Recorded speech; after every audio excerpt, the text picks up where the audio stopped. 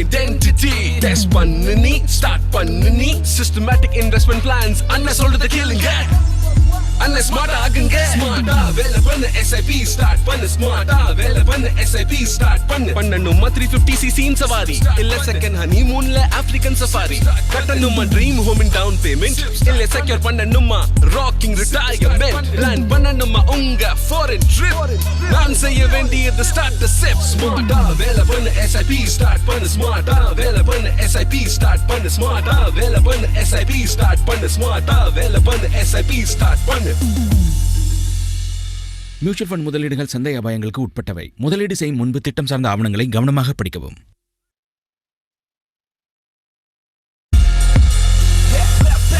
Markets की लकीर कभी ऊपर कभी नीचे, कभी होना ना फिदा इन ट्रेंड्स के पीछे.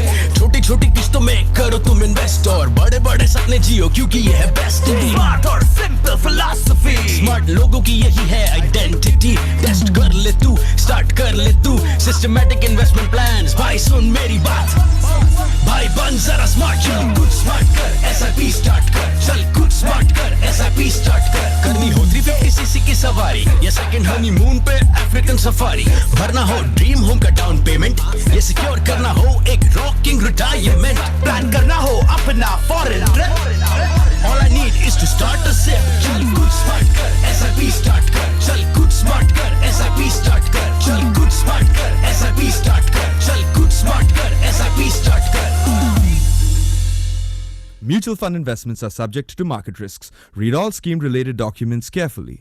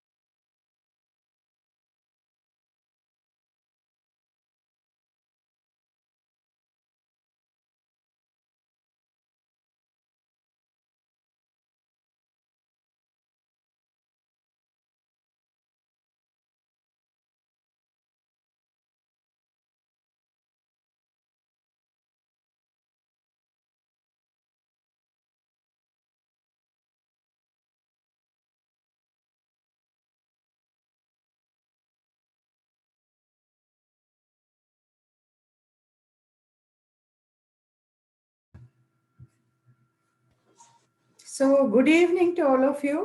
Welcome to the ICICI Pru and Business Line jointly hosted webinar. This is the 10th and the last part of the investor education series that we've been doing over the last few months. Even as COVID has struck us, we've stayed at home and we've been very happy to see the kind of participation we've received for these webinars. So, in this 10th episode of the Smart Investor series, we are looking at a subject which is very close to the hearts of first-time investors. So far we've covered some slightly esoteric topics like risk management in debt funds and asset allocation, etc. But we found that there are a lot of new investors, youngsters who just joined jobs, etc., who are getting very interested in the equity market. So this webinar is specifically directed at these people. So if you've been reading the pink papers and the financial press, you would have noticed this new trend called Robinhood investing, right? So in the US, there's this discount broker called Robinhood who offers very low brokerages. And this has led to tens of thousands of new investors entering the stock markets in this particular bull market. So India too has seen its version of this Robinhood investors in the sense that if you look at the data from the depositories, in all the months between June and October, every month, more than 10 lakh new Demat accounts have been added to the kitty actually. So today the number of Demat accounts in India is close to 5 crore. The number of mutual fund folios is close to 9 crore. And actually the folios, if you remove duplicate accounts, etc., you may actually find that the number of mutual fund investors is slightly lower than the number of stock market investors. This is a slightly upside down kind of phenomenon. So we have with us Mr. Abhijit Shah from ICICI Pru Mutual Fund to discuss what first-time investors should know about mutual funds versus direct stock investing, what can be done to improve their return experience in mutual funds, how the onboarding process and the digital experience has changed in recent years and issues like this.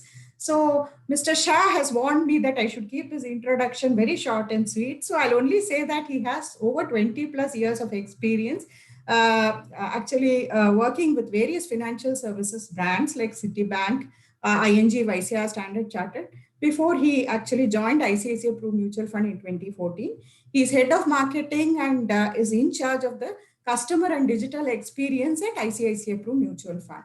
So this webinar will be structured as a conversation between me and him. And of course, we'll be very happy to take viewer questions at the end of this short chat that we have planned for you.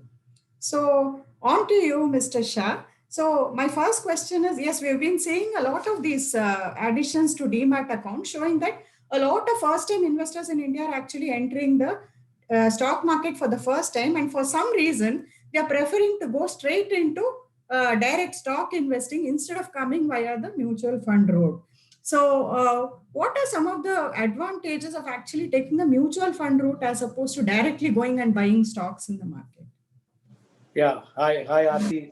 So thank you very much. Firstly, I must congratulate Hindu Business Line for this wonderful initiative to get investors under this forum and talk about various topics. And we at ICICI Prudential Mutual Fund are really excited to partner with you and tap into the expertise of the entire Hindu Business Line team, so that investors are actually aware, not only aware but get educated in what they are doing and how they're looking at their investing experience, etc. So to your particular question, Aarti, I think, ma'am, we've seen COVID-19 has really changed everything around us. I mean, there was a world pre-COVID, and then there's a world post-COVID, right? I think the in-COVID moment has just kind of merged into a post-COVID world and given rise to various things like work from home, which maybe a year back or a year and a half back, if somebody would have asked me that can the office really function from home, I mean, people would have said that you must be joking, because how can that be possible? But people have just adapted to that. You see a lot of people doing various things. So the work from home also has, like we see in the trends, led to a new phenomenon called trade from home, or invest from home, right? So people are, especially a lot of youngsters, are looking at stock markets, are looking at alternative investment avenues to kind of park their surpluses or to meet their goals, and as important tools for their financial planning journey, which is a very encouraging trend, first of all, because all of us know that capital formation is an integral part of any economy, and more and more money that comes into capital markets is always good for the economy on the whole, right? Now, while investors and while people have looked at the stock markets on their own, the only point that we make an appeal to investors is that, and that's what comes in all our communication, saying mutual funds are subject to market risks, and read all offer documents carefully. But a trend that happens is when people look at stock market, direct investing, etc., you don't really have that disclaimer. But everything is actually to do with the markets, and market risk is a reality. And understanding market risk or investment risk is the pivotal part of any investment journey. So, like a broken record, we keep on telling investors that while you are doing it on your own, and DIY is a great approach to investing. Please also look at one's risk profile. Please also look at what is the time horizon that you are investing at. Please also look at companies, or please also look at sectors that you're getting in. And unlike Amazon, wherein a lot of people buy something and recommend something, I would strongly say that each risk profile is very different. Each one's time horizon is different, and one should kind of look at one's own risk appetite, how much money is one willing to put risk, and what are the return expectations before investing? And classically, mutual fund is a vehicle that does all of this for investors. And there are various types of mutual funds and in various asset classes, for various time horizons, for various risk profiles, and it is well regulated from a investor protection point of view. So there are experts who are doing it.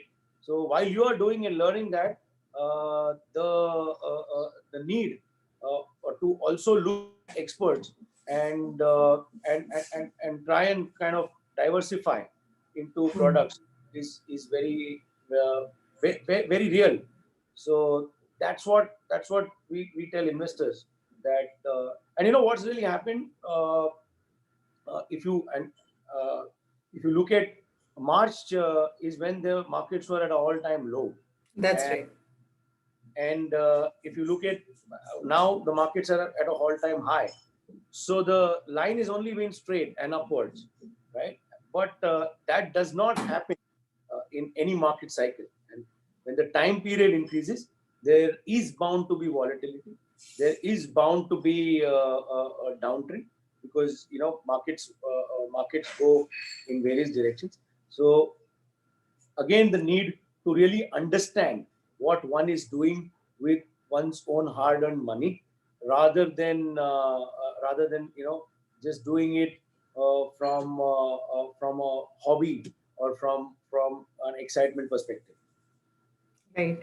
So that reminds me of a quote, what you said. I mean, it is easy to confuse a bull market with your own genius. So usually, since March, what has happened is it's been very easy actually to identify outperforming stocks in the market. And many stocks that you pick just by chance have turned two baggers or three baggers. So this bull market has made it look as if choosing stocks is a very easy affair.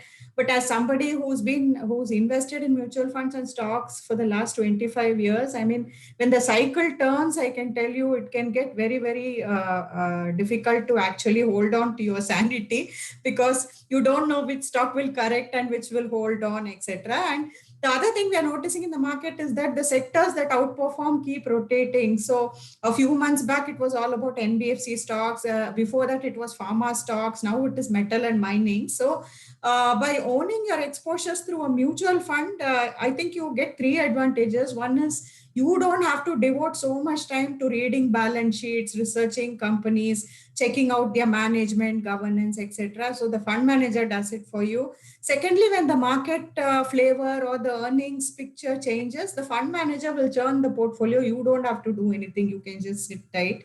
And thirdly, in phases like bear markets, I've seen that typically some of the badly performing stocks can lose even 80 to 90% of their value. So from the 2008 peak, if you had picked real estate stocks or infra stocks, many of them fell 90%. And with a mutual fund, even a badly performing mutual fund, the downside can be substantially contained because it is a diversified portfolio of stocks and not a single stock that you're holding. So these are broadly the reasons I have found for actually having an allocation to mutual funds. Because, and also, unlike COVID times when all of us have a lot of free time on our hands, on an enduring basis, I think all of us are quite busy. We don't have that much time to look into stock markets. So it's almost a full-time activity to be direct investing in equities, actually.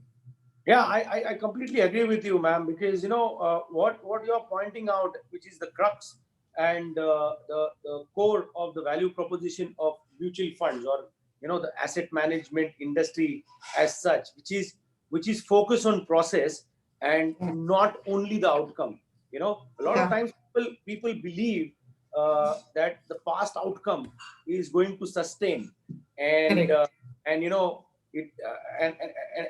and like you pointed out, it's definitely never a one-way street. So the focus on process a lot of times ensures that the outcome is also favorable, right? Or to that extent, it is definitely in line with one's investment objective. And it is not like when the market really corrects, your portfolio is also correct, because there is a lot of thought that goes into it, research that goes into it, a lot of diversification that goes into a portfolio, right? In terms of getting various sectors, etc. So you are not really exposed to the downturns in a manner. And yeah, like we saw, right, and which you were mentioning, saying it is never about the past. If one were to really look at IPL performances, and sorry that I'm quoting cricket because today it is the most trending topic in the country. If one were to only look at IPL performances and the performances people did on the Dubai track, which was more or a Sharjah track where IPL was played right now, which is more a flat track, and selected a team and did not focus on the process. And you saw what happened today in terms of when the track is different, when the opposition is different, right? So process orientation is really important. Yeah, that drives home a very important point that past performance of stocks also is no indicator of their future. So you cannot just pick stocks which have done well in the last 10 years and hope that they will continue to be the outperformers. So there's a lot to stock picking which involves forecasting, looking at how businesses will perform, etc., which is not everybody's cup of tea, actually. Yes. So that brings me to the next thing. So typically, when you talk of mutual funds, most beginners seem to equate it only with equity mutual funds. But suppose I'm worried that today's stock market is at very high levels, and still I want to invest in some market-linked fund, where I will get decent returns. What are some of the other categories of mutual funds I can look at beyond these pure equity funds that are there? Yeah, that's a very valid question that each investor and most investors ask us today, saying, okay, what now? Or what next? Where, okay, I mean, I am in pure equity, or I'm not, or people, largely a large set of investors who say that, hey, look, I missed on this rally. Yeah. What do I do now? I think our answer is very clear that it is not only about one asset class, because making money is all about asset allocation, and we are big believers and classical investing, and most people who made money across market cycles will swear by the asset allocation methodology, because not one asset class does well all the time, and there are opportunities available. So asset allocation. So by asset allocation, I mean that there are funds that invest dynamically into asset class and move that money into the other asset class. So, for example, if equity markets are overvalued, if then the fund allocates a portion of that money into debt, or vice versa. And within equity markets also, the funds pick on various sectors or various companies which provide value basis their price to book, or various models that are there. So asset allocation, I would say, is a good starting point for people who believe that markets have picked, and what do I do with my money? Another way to look at it is staggered approach of investing. So systematic investment plan is a great option for people who have a discipline. So what an SIP does is buys at various market levels. So that gives you the advantage of rupee cost averaging, meaning you buy market, or you buy the fund at various levels, and on average your returns are then compounded. It also instills a power of discipline, rather than waiting for the market to correct, or waiting for the right opportunity. Because you enter at various points in time, that's automatically taken care of. Yeah. In fact, yes, if you go by valuations alone, for quite some time, the markets have looked a little expensively valued. So if you kept waiting also, you will keep missing the market. And then typically when a fall happens also, you would never know where the bottom is. For example, in March, a lot of people were thinking that there is further downside in the market, but this market just had a V-shaped recovery from there. And many stocks have gone up so sharply that it has been difficult to catch them, right? So to avoid this FOMO feeling, it is good that if you continue with your SIPs and have a very non-emotional approach to investing, right? Yes. Yes. So what are some of the fund categories apart from equity funds that investors can look at? Yes, one way to manage risk is asset allocation. So you say that out of every rupees 100 I have, only 50 I will put in equity and 50 I will put in debt funds or gold. But apart from that, what are the categories which you can look at? Yes, you spoke of dynamic allocation, but there are others also, right? Like hybrid Yes. equity. Absolutely. So, I mean, there, as an industry, because we are regulated by Securities and Exchange Board of India, there are various categories of funds, and the categorization is decided basis the risk profile of each and every fund mandate that we have. So, equity is one category where people pure equity funds have various subcategorizations, right? A blue chip or a large cap kind of a fund. Then there is a mid cap which invests as a mandate into medium-sized companies, and then there is a small cap fund which invests into small and micro companies. That's on the equity side. On the debt funds, there are various funds which invest into various debt market instruments. Like money market, like your government securities or corporate debt, etc. So there are various categories under debt funds, and then you have your hybrid funds, which is a combination of debt and equity, which at a pre-stated level has a static debt and equity portion, so investors can choose from them. Right. So this hybrid equity which you mentioned is particularly useful, I found, because it does this automatic rebalancing whenever the market gets overheated in equities, and it moves the money into bonds. And bonds also in India actually tend to give very good returns. So over the long time period, actually, these hybrid funds tend to give very decent returns with less volatility for investors. Right? Yeah, as a category, Yeah. balanced advantage funds or dynamic asset allocation funds is the category which automatically move between debt and equity depending upon market conditions, depending upon valuations within and various asset management companies have various models. Right. But that's a category that really adds advantage to or a balance to the portfolio. Yeah. So today, if you are a new investor and you're watching the equity market go up, you want to participate, but at the same time you're worried about valuations, then these two categories are really good ones to step into through SIPs, of course, hybrid as well as absolutely, and subject to your own investment risk appetite. Right. Subject to, and sorry, we keep on bringing that again and again because we firmly believe that it is the investors' hard-earned money.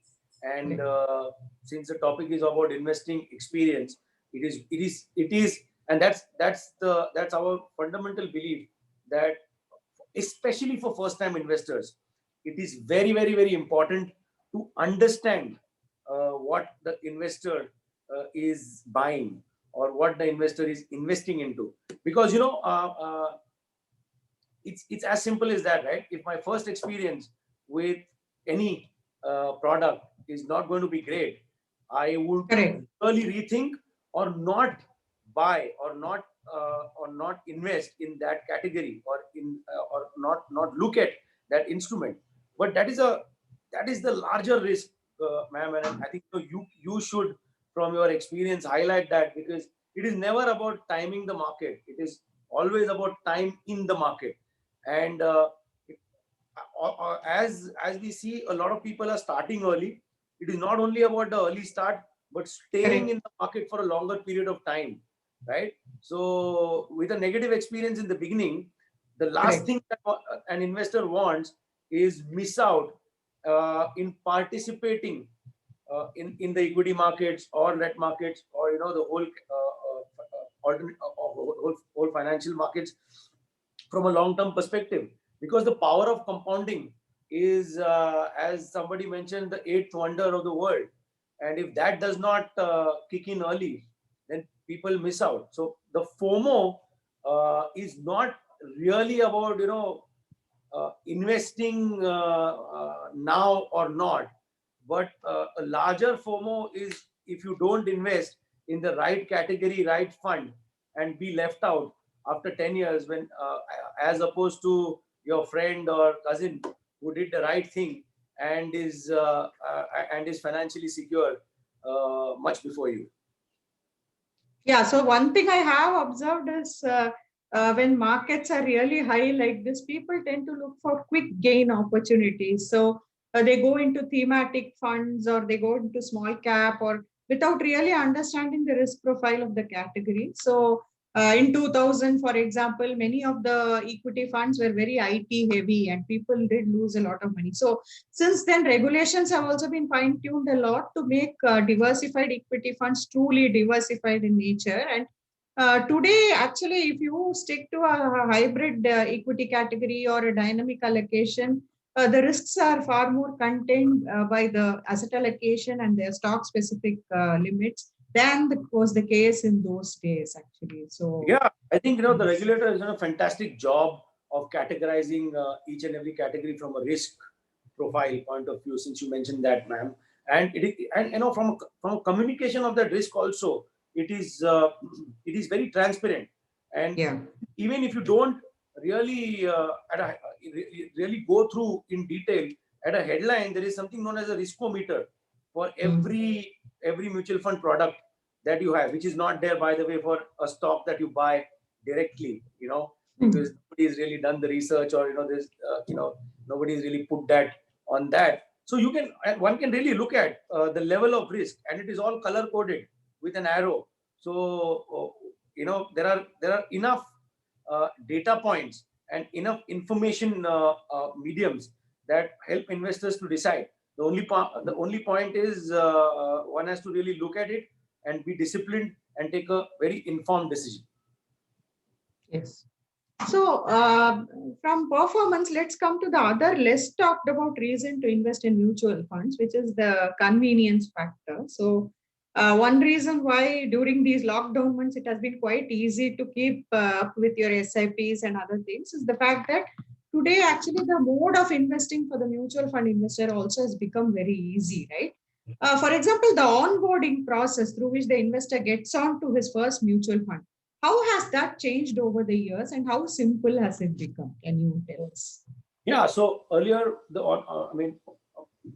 as you see, not only for mutual funds, but most financial products, most products, because, digitization has really put out the benefits of frictionless or onboarding for every product. And the consumer today, customer expectation is also really high when it comes to buying any product. So financial services is also moved. The regulator has done a lot of work to ensure that it is easy, frictionless. So you can go to any mutual fund site, or you can go to any mutual fund distributor, and there are tools, digital tools available for onboarding. Like a simple link comes to you, you click that link, you show some of your documents, or you upload some of your documents, and the onboarding is very easy. And the best part is if you open a folio, which is our account equivalent, or if you open a mutual fund account or a mutual fund folio with one asset management company, you don't have to go and do the onboarding process again with other mutual fund companies. So that's a big convenience, and you get your KYC done once, and then you can just basis your PAN number, which is your unique identity, just code that at a different asset management company, and you don't need to really do your KYC or the onboarding process again, and you just start buying. So that's I remember in these even 10 years ago how difficult it was to actually get into every new mutual fund, because you had to give documents like your PAN copy and then self-attestation and then address proof. And then there was one in-person verification also for some time, where the person had to come to your house and look at you, and then you had to invest. So compared to that, today it's become quite easy. All of that is online now. Yes. Like in this webinar, everything is video based, Correct. right? So that's a big advantage. Yeah. And as But you say, that's once really you the norm. invest, yeah, That's really the norm. Like we look around us, and it is ever evolving, because like I mentioned earlier, and which is the reality, that the customer today expects everything at a click, for Yeah. lack of words, or by touching a couple of buttons on the screen. So as financial services industries, all of us are also evolving in line with the customer expectation. right. So today, to an investor looking to start on his mutual fund investments, there are three kinds of platforms which are available. First is you can go through a mutual fund distributor and he will do all the processing for you. Or you can go to the AMC itself, and the website itself allows you to invest. And the third possibility is all these new fintech platforms which actually accept direct investments, like not regular plan, but direct plan without commissions, right? So what are the pros and cons of each of these, and what sort of investors should prefer each one? Can you just take us through that? Yeah. So the long and short answer is that all are great, right? As long as you start your mutual fund journey, okay, these are just routes to start your mutual fund journey, depending upon the investor profile, in terms of if the investor is well researched, really understands the whole the product well, has the time, patience, and ability, more than anything, to decipher or kind of decode various various nuances associated with the financial products. Of course, the direct option is an option for such kind of investors. At the same time, there is large value in most advisors that advise, or most distributors who connect with people to kind of decode this for people. So, and and look at providing the right service. So that option is also there. Digital today is ubiquitous. So the most of it is available online today. So people can also look at a lot of these fintech players who kind of put everything, whatever you could do in the offline world, is now online. And there are advantages for people who would want to look at the this mode of investing. I mean, I spoke largely on the pros. Cons, again, ma'am, it is very individual and very investor specific. So one should weigh these options and look at all the options before really deciding on the route, is what I would say. Perhaps selecting the right fund is almost as difficult as selecting the right stock. So, if you feel that you're not well equipped to do the homework that is necessary, then you may have to take some kind of advice, or because in that case, then the wealth creation will be better rather than taking your own calls to choose. Yeah. So yeah, also more than that, financial planning, which is Yeah. really which is a word used most often, but Yeah. practiced the least amount of Really. time. Today, very clearly, if I were to go from maybe Mailapur to Tambaram, right, I would intuitively pull out my Google map and Correct. have, right. But if Yeah. if you ask a lot of investors, in 10 years, where do you want to reach? What's your goal? And what's the route that you're taking? Not a lot of people really invest time or patience to put out a financial plan. So the starting point for everything is a financial plan, and it is very important to have that. And Yeah. and the necessary condition for a financial plan is to really have a clear goal of what do I Yes. want to make out of my money 10 years down the line, 5 years down the line. Life cycle expenses are real, right? I mean, all of us are definitely going to grow old, right? Most of us would have various expenses as we grow old, and be it daughter's education, or marriage in the family, health expenses, house upgrade, car upgrade. And, somewhere we know that at 2 years down the line, this is the kind of money that I'm going to need. 5 years down the line, this is the kind of money I'm going to need. Or 10 years down the line, or post-retirement, this is the kind of lifestyle I want to maintain. And this is what. But it is very important for one to really put it on paper, and then look at how much each of this thing is going to cost 10 years, 5 years down the line, because inflation is real. Whatever a Honda City costs today is not going to cost the same 3 years or 4 years down the line. And calculate, identify the goal, then set aside some amount every month, which is where the disciplined approach comes, into a fund that really gives those kind of returns, etc., and then stick to it. So I think whichever route one chooses, very important to really know the journey and the destination that one wants to go, rather than just blindly taking out your car and driving around to go to Dambram.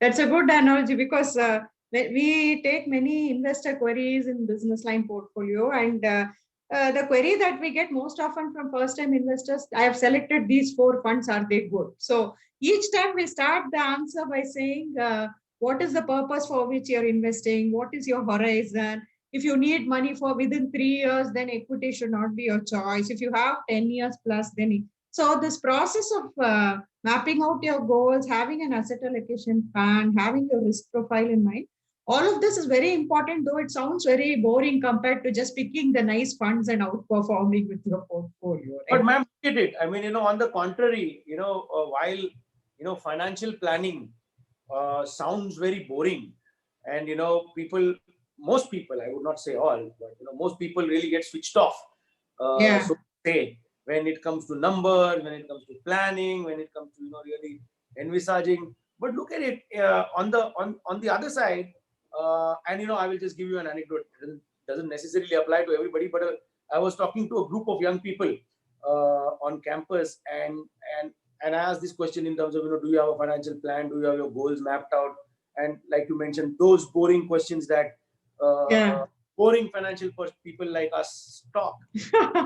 And of course, the group was switched off, and you could get a lot of blank stares in saying that, what is this person talking about? So I then I just spoke to them about, hey, look, what do you think is, and that time it was iPhone 10 versus iPhone 11. Is iPhone 10 better or 11? And the group really lit up in terms of, no, 10 has got these features, 11 has got those features, you should buy that and this, etc. The amount of research, each and every individual in that group and collectively as a group, they had done intuitively, about the features of an iPhone, right? And the amount of reading that must have gone, amount of, engagement with the product that must have gone. It was phenomenal. And here you're talking only about a phone that's going to last for maybe 6 months. And on the other side, it is your own life journey. So, that's the irony. And the amount of discipline that people had put in going through each and every spec list or specification list of that product was nowhere compared to, having any discipline towards financial planning or approach. And like the largest investor and one of the most richest person in the world, Warren Buffett, who's a legendary investor, says that it is definitely not about being smart or smarter than others to make money. It is about being more disciplined than others to make money. So while it all sounds boring, but boring is what makes money. The other thing about mutual funds is basically this anytime liquidity, right? During this COVID times, actually, many of us have found that we have to face sudden medical emergencies or sudden problems with interruption in pay, etc. So we've had to actually raise funds very quickly at short notice. So this open-end funds offer this anytime liquidity through redemption. So compared to most other assets, whether it is real estate or gold or even stocks at tens, it is not so easy to sell them because the price may be beaten down. So this feature of mutual funds is underappreciated, right? So once I place a redemption request, how soon can the fund actually credit the money in my account? So it depends on the fund that you have. It is a liquid fund with an instant redemption facility. The redemption is almost immediate if it is below 50,000, right? Otherwise, anywhere between T+2 to T+3, which is, if I place a redemption today, within 2 to 3 working days, the money actually comes. And I'm glad that you mentioned about the liquidity portion. I mean, a lot of people buy things like a house for an investment. Yeah, But yeah. when you really want to sell it and you want to find buyers, the cycle time required is so high. And if you want to shorten the cycle time, meaning if I want to really sell a house today, and if the market rate is say 100 rupees, okay, I would, to get that buyer for 100 rupees, the time Correct. involved is very large. So most of the time people then kind of sell it at a discount, Correct. because a lot of people who are hunting for deals give money immediately. So that's a very Yeah. important point that you made. And liquidity is very important when it comes to your own money. Perhaps that's why most of the time when people need money, they redeem only their mutual funds and do not selling other things. Yes. That's another Actually, of financial planning or discipline in terms of investments. It is, one should not really look at just because it is convenient for me to redeem a mutual fund at a click of a button, and it's going to really come. One should really weigh that option in also, saying, is there any other option? Do I really look at money in my bank, FD, or do I look at any, and within mutual funds also, which is the category that yeah. I should redeem first, so that I don't really lose out on the returns accumulated and the power of compounding, because the more you stay is the more chance of you earning higher returns, because of the time in the market, right? And there again comes the whole asset allocation philosophy, saying that within mutual funds also, at any point in time, do I keep money in a liquid fund or a money market fund, so that if there is an emergency, I would just tap into it rather than shutting down all my investments. Yeah. So equities, if you redeemed in March, you would be a real loser. So it would be good to have your emergency money in, say, a liquid fund or overnight fund, so that you don't have to interrupt your investments in equities, which are meant for the long term, right? Yes. That is what. Yes. So I think we're also running out of time. So one final thing, one important thing, even with mutual fund investors, is that you have to keep track of your portfolio to some extent. At least twice a year, you take a look at how your investments are performing. So Yeah. what are some of the ways in which the investor can keep track of his or her investments? So through the registrars or this cash statement, some of those things. Absolutely. So a mutual fund house or a mutual fund company sends monthly statements in terms of what the portfolio is, portfolio value. Okay. To start with, I think as an industry, and since we are heavily regulated, and the regulator really works in favor of the customer, and all of us together ensure that there is customer centricity. There is something known as net asset value for every fund house, which is published every day. So mutual fund house actually takes a exam every day, and every day our report card is published.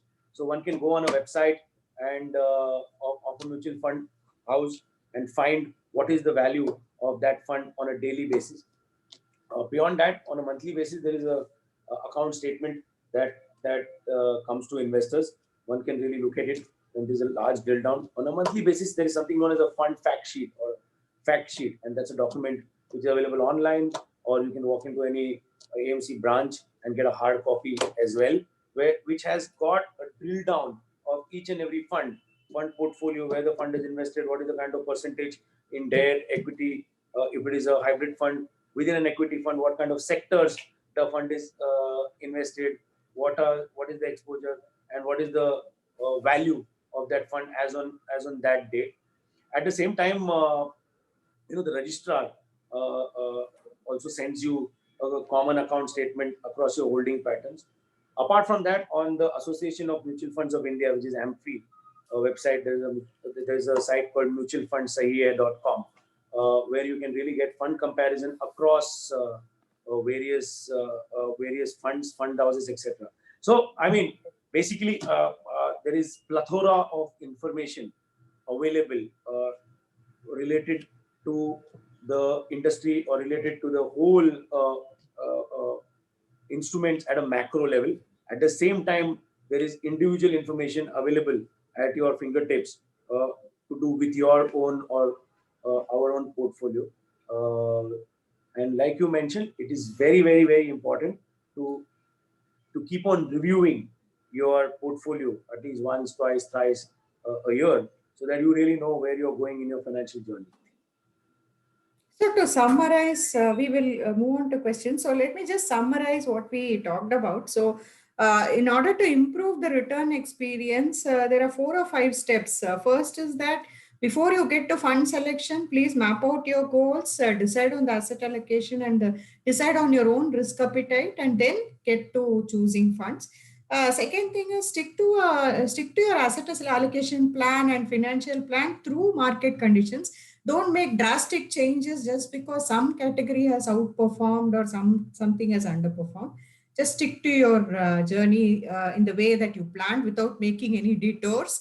The third thing is I find that many retail investors have this habit of chasing the assets which have outperformed in the recent past and ignoring the assets which have been underperforming. Please don't do that, because when you jump into the wrong asset at the wrong time, this really hampers your wealth creation journey.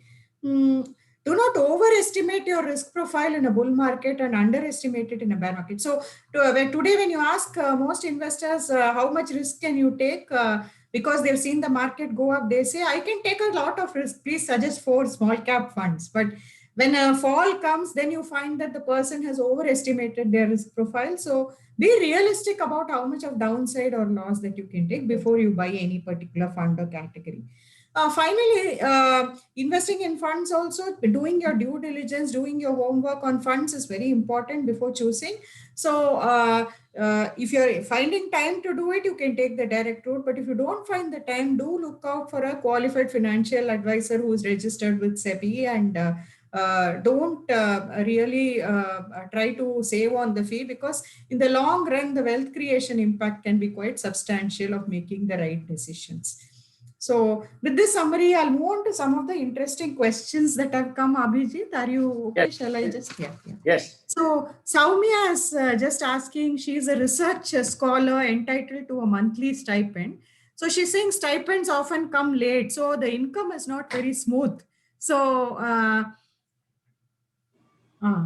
no, before we go on to the questions, I think there are a set of compliance slides to be run. I'm sorry. So we'll just take a short break and come back to the questions. Okay. Abhijit, excuse me. Yeah.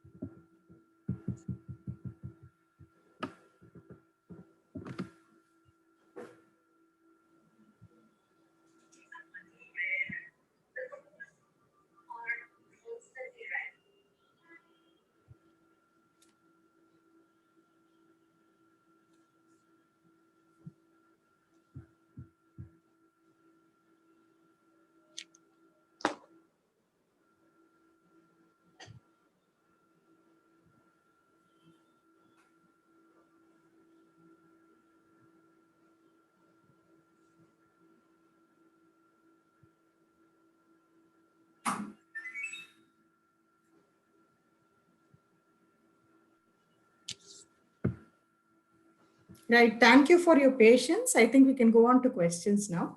So Soumya Diol has a question. She's a research scholar and she gets a stipend, but the stipends are a little delayed and sometimes irregular. So she's asking Abhijit, if the flow is not smooth or reliable, can she still invest in mutual funds, and what are the options that she can look at?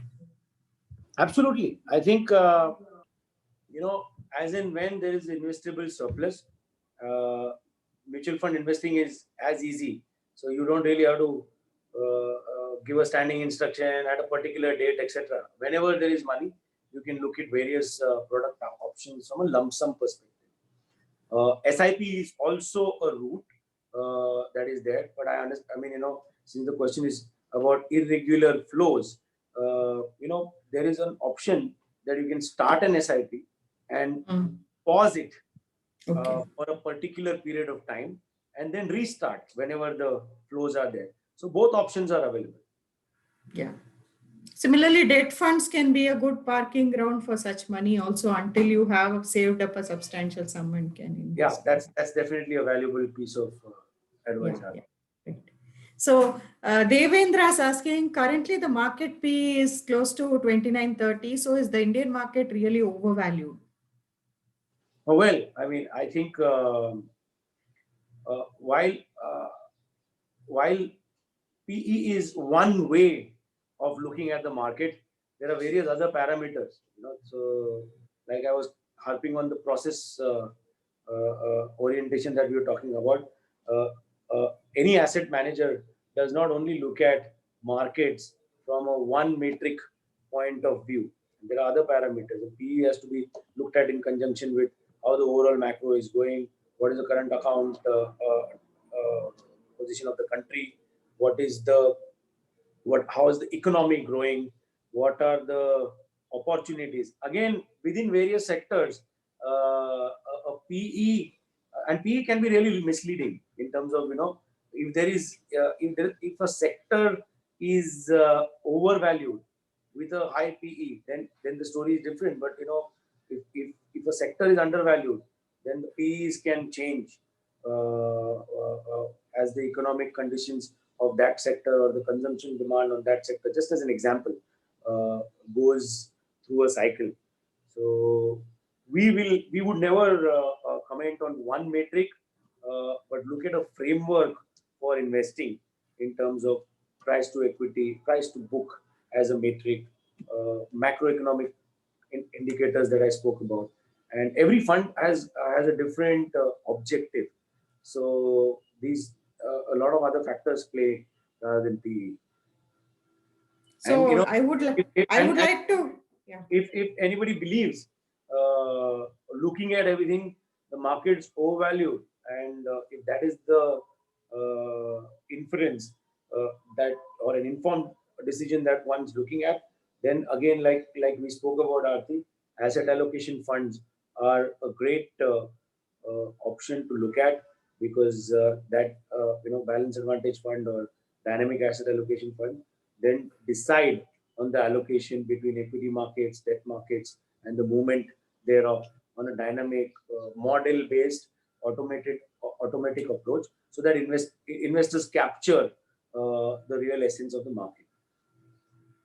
Yeah, since I don't belong to the AMC, I can give you a more direct answer. I do feel the market is a little expensive, the equity market, even if you look at other parameters. But the question is whether this PE will come down because earnings are going to rebound very sharply after COVID or not. So in the last few years, the earnings projections have not come good very often. So it is a time to be not over optimistic and to be a little cautious.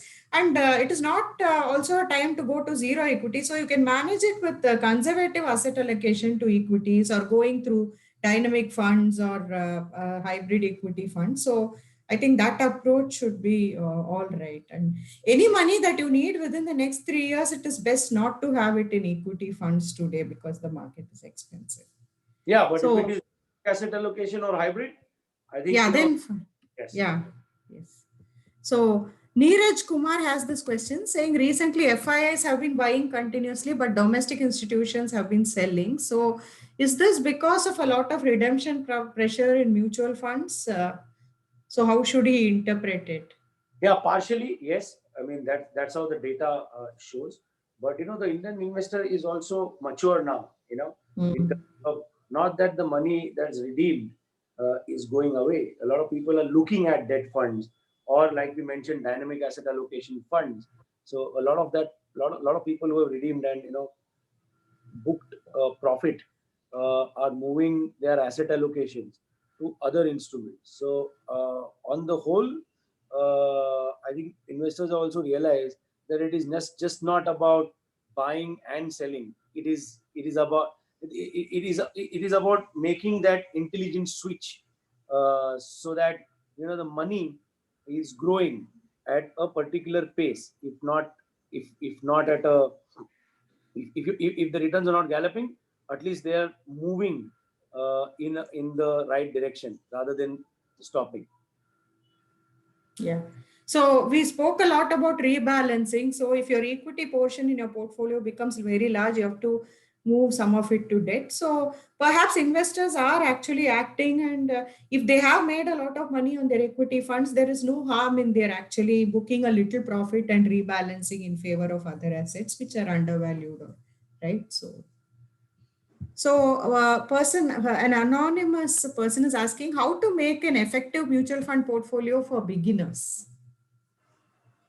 Yeah, I think, like I mentioned, the starting point is to have a plan, and then track that plan whether it is effective or not. For beginners, very important to get the asset allocation right. We suggest that look at balance advantage funds or asset allocation funds as a category, because that's where you get some investing experience, and basis that experience, then try to build a portfolio. And it is a continuous process, very very clearly. It is not that you do something now and then forget about it. It is a continuous process. You have to keep on evolving, and you have one has to keep on reviewing and then adding money. So one person is asking, do we follow the SIP route for debt or hybrid funds, or does it make sense compared to lump sum investments? Yeah, see, again, SIP is an option, right? It's a feature. It is not it's not an investment product as such. Correct. So depending upon what is the investment horizon and surplus at hand, one can take that call. Having said which, of course, SIPs into hybrids also make a lot of sense. Yeah. The SIP is not only about a product or investment class, but it is more about a disciplined approach towards entering the market and capturing various entry points, so that you can get the advantage of rupee cost averaging, because you enter at various points in time, your average kind of balances out. So yes, that is also an option that one can consider. Right. So there is a person asking, can you explain the difference between ETFs and index mutual funds? Yeah, so exchange traded funds are largely funds which are baskets of companies or stocks, and there are the baskets are particularly, so for example, if there is a bank ETF, right, that ETF will pick up stocks within the banking sector as per the stipulated. For example, if there's a CPSC or Central Public Sector Enterprises ETF, it will kind of pick stocks into only those companies at a predefined level, with a clear information on at what point, is it once a year or more, will they rebalance the proportion of the companies that they take in that exchange traded fund. Index funds largely invest in various indices that are created by index makers like S&P or BSE, etc. And have a range of stocks in them. So one key difference from the investor point of view, Prashant, is that for ETFs, actually, as an investor, you need to go to the stock market and actually buy it at the prevailing market price or sell it at the prevailing market price.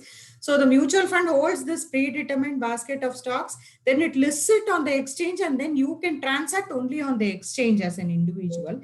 Whereas in the case of open-ended index funds, they are just like other funds, and you can go to the AMC itself and you can buy or sell units. So, and you need a demat account for an ETF, and you don't need it for an index mutual fund. So, from the investor point of view, this is the difference. Apart from what Vijit had actually explained.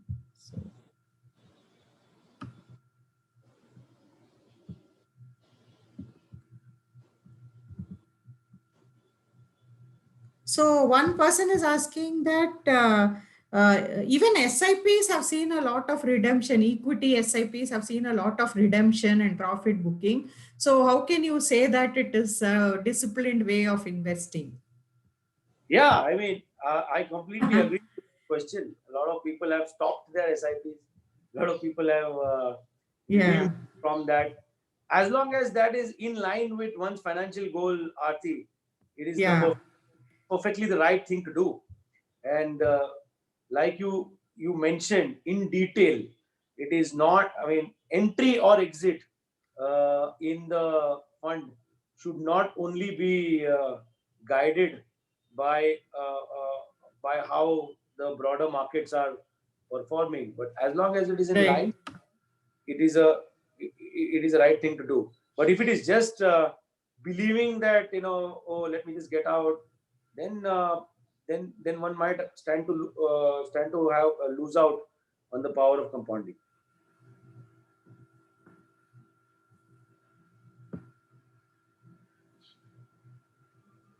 Yeah. So somebody is asking, which is the correct way of profit booking? Should you redeem my entire holdings, or should I only redeem the excess amount over the invested amount? Yeah, for that, again, one has to go back to your financial plan, investment objective. If there is a requirement of funds, one should look at. But yes, the question is largely about, if it is about, and also one should consider taxation, Aarti, because that's a very important point, because mutual funds are taxed, and there is long-term capital gains as well as short-term capital gains on various asset classes. So one should look at the taxation angle, consult one's tax consultant, or look at what one's tax liability is, and have that also as an important decision to redeem. So one question from Jagmohan Kumar is, how do we select a good mid-cap or small-cap fund? I'm looking for a 15-year horizon, and I have an SIP running. So I think you can generically answer saying, what is the due diligence you can choose for any mutual fund, right? So you look at its track record over a fairly long period. So many investors make this mistake of looking at the performance only for the last 1 year or last 3 years, but often both in debt and equities, the market cycle tends to be at least 10 years. So it is good that you look at the track record across an entire market cycle, and if possible, 2 market cycles, to see whether both in the up market and down market, the fund has performed equally well. You have to look at the mandate of the fund, whether it suits you, whether if you look at the performance in the previous bear markets and the amount of losses it has had, whether you have the risk appetite to take that loss. You can look at the current portfolio of the fund and whether you like the companies that are there in that. You look at the expense ratio or total expense TER of the fund, compare it to competitors, see whether you're getting good management at a reasonable fee. So these are some of the due diligence that you need to do while selecting a fund. And this applies to every fund, whether it's mid cap or small cap, there is not much difference. Absolutely. Also look at, from a fund house philosophy. And that's very important. Correct. Yes. I mean, while you are selecting a product, it is not only important to, look at the product in isolation, because, it is not a commodity. It is, investment is also about, the science and art that goes behind managing money. So the philosophy of the fund house and your comfort with the fund house is also an important factor that one should look at. How has the fund house been performing over a period of time? what are the risks that the fund house is taking, and that's a very important aspect. While Aarti, you mentioned in terms of what are the losses or what are the market downtrend, notional again in terms of whether recovered, not recovered, but look at the risk management philosophy of the fund house. There is enough data available in the market in terms of not only this or not only mid cap, but on the debt side, how the fund house is performed, how much of the money has been performing, etc. Yeah. So Raj Tilak has a nice question. He's saying he just got his first paycheck. So what percentage of his income should he invest in MFs, and what are the kind of products he should be choosing? Well, I would say 100% in MFs, and depending upon your age, your time horizon, allocate it between debt, equity, hybrid as asset classes, and also look at balance advantage funds and dynamic asset allocation funds. I mean, it's and get the power of diversification, because so fund houses give you an option across product spectrums. So that's the answer. So what percentage of income, in the sense that I feel for beginners, you should aim to save at least 10% of your income. And if you're able to raise it to 15 or 20%, that would really be good, because it is not easy for people of this generation to save towards retirement, etc. So try to start with 10% of your income and put that in mutual funds, and then try to get it up to 15% or 20% as your income level improves. And to do this, actually, I was saying that 100% of what I felt. Yeah. I'm not saying that 100% of your yes. He's saying 100% of your amount that you save has to. Yes.